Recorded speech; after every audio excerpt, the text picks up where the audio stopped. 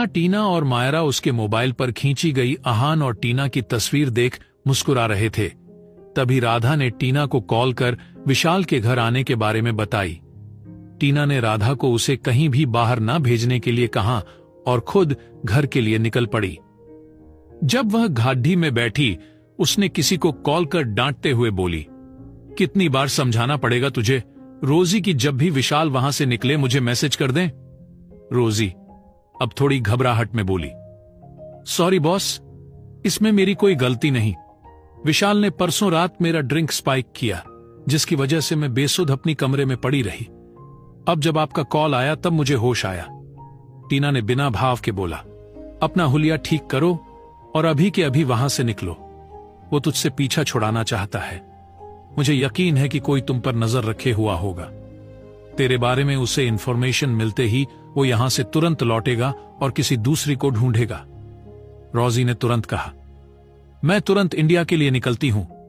टीना ने चिल्लाते हुए कहा, इतनी जल्दी नहीं बेवकूफ, उसे तुम पर शक होगा। 10 दिन अंडरग्राउंड हो जाओ, बाद में इंडिया के लिए टिकट मैं भेज दूंगी। 10 दिन खुद को कैसे भी करके बचा लो। टीना ने कॉल काटा और कुछ देर बाद घर पहुंच गई। उसने विशाल को डाइनिंग एरिया में ब्रेकफास्ट करते देख लिया और उसे इग्नोर कर अपनी कमरे की तरफ बढ़ गई।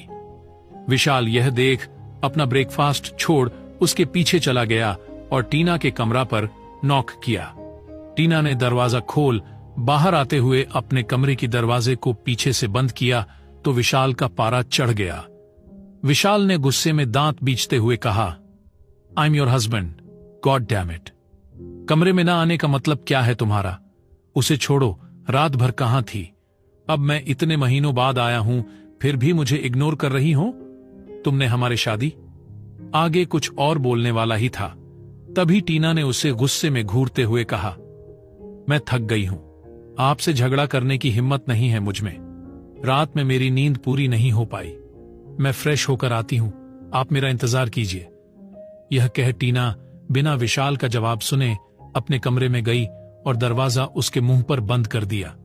विशाल ने गुस्से में उसके दरवाजे पर लात मारा और पीछे पलट चला गया। टीना अपने दरवाजे पर हुई आवाज सुन समझ गई और एक डेविल स्माइल दी। 2 घंटे बाद टीना तैयार होकर डाइनिंग टेबल पर बैठ जूस पी रही थी। विशाल उसे स्टडी के अंदर से ही देख लिया और डाइनिंग टेबल के पास आकर उसके सामने वाली कुर्सी को खिसकाते हुए बोला, तुझे में थोड़ी भी शर्म बाकी है या नहीं? तुम शादीशुदा हो, 3 साल हो गए, फिर भी आज तक मुझे नजदीक नहीं आने दिया। रात रात भर घर से गायब रहती हो। आज मुझे बता दो, किसके साथ गुलचर्रे उड़ा रहे हो? यह सुन टीना विशाल को गुस्से में घूरी। विशाल उसे देख हड़बड़ा गया और अपनी घबराहट को छुपाते हुए कहा, ऐसे आंखें दिखाएगी तो मैं घबरा जाऊंगा? जवाब चाहिए मुझे। बाहर काम करूं मैं और तू यहां अय्याशी करोगी? इतने में टीना के मोबाइल पर मैसेज रिंगटोन बजा तो टीना ने मोबाइल को थोड़ा उठाकर देखा और फिर से वहीं रख विशाल को देख बोली, आप कुछ कह रहे थे? विशाल ने टीना के बात पर ध्यान नहीं दिया क्योंकि वह अभी भी टीना के मोबाइल को घूरे जा रहा था। तभी टीना ने उसकी नजरें PRH बोली, आपके काम की नहीं है, आगे बोलिए, मेरा जूस खत्म होने तक मेरी एंटरटेनमेंट हो जाएगी। विशाल ने अब कुछ नहीं कहा और अपना सिर झुकाए कुछ सोच रहा था। अचानक टीना अपनी जगह से उठ गई और राधा से बोली, राधा जी, मैं ऑफिस जा रही हूं, इनकी अच्छी खातिरदारी कीजिएगा, शिकायत का एक भी मौका मत दीजिए। राधा ने हल्का सा मुस्कुराते हुए हां में गर्दन हिलाया और बाहर टीना के निकलने तक रुकी और टीना के निकलने के बाद अंदर चली गई। टीना अपने कार में बैठ इससे पहले अपने मोबाइल पर आए मैसेजेस देख रही थी। मैसेजेस के तौर पे कुछ पिक्चर्स आए थे जिसमें कियारा खन्ना से मिलने एक आदमी शॉल ओढ़े अपना मुंह छुपाते हुए उसके घर के पीछे के दरवाजे से अंदर जा रहा था। थोड़ी देर बाद बाहर निकलते वक्त उसका चेहरा ढके ना होने की वजह से साफ दिख रहा था और वह कोई और नहीं, विशाल का सेक्रेटरी था। यह देख टीना सारा मामला समझ गई। यही सब सोचते हुए कब टीना अपने केबिन के पास पहुंची गई उसे समझ नहीं आया। ये ध्यान आते ही वह अहान को फ्लोर पर ढूंढने लगी। उसे समझ आया वह अभी तक नहीं आया। वह अपने उतरे हुए चेहरे के साथ केबिन के अंदर जाने ही वाली थी, तभी उसका मोबाइल बज उठा। टीना ने स्क्रीन पर फ्लैश होता नाम देख तुरंत उठा लिया तो उस तरफ की आवाज सुन बोली, ठीक है, उसे अभी छोड़ना मत, लेकिन कल की मित्तल की सुहाग रात के लिए उसे तैयार कर और मैं एड्रेस तुम्हें मैसेज कर दूंगी।